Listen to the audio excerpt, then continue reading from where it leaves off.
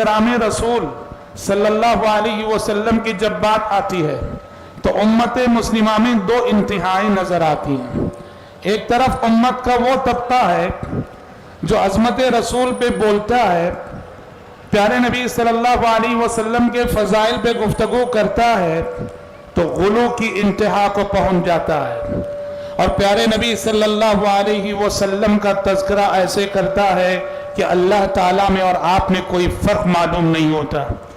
اللہ تعالیٰ کے حقوق اور اختیارات پیارے نبی کو دے دیے جاتے ہیں، اور نعوذ باللہ قدم بقدم آپ صلی اللہ علیہ وسلم کے فضائل کو یوں ذکر کیا جاتا ہے کہ اللہ تعالیٰ کی شان میں گستاخیاں ہوتی ہیں جب کہنے والا یہ کہتا ہے کہ اللہ کے پلڑے میں وحدت کے سوا کیا ہے،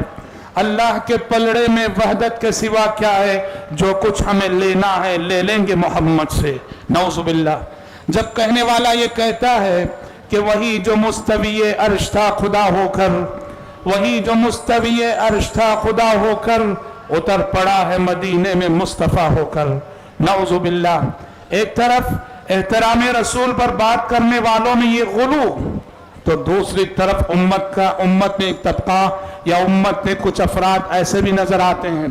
جو پیارے نبی صلی اللہ علیہ وسلم کے فضائل، آپ کے مناقب اور آپ کے کمالات کا تذکرہ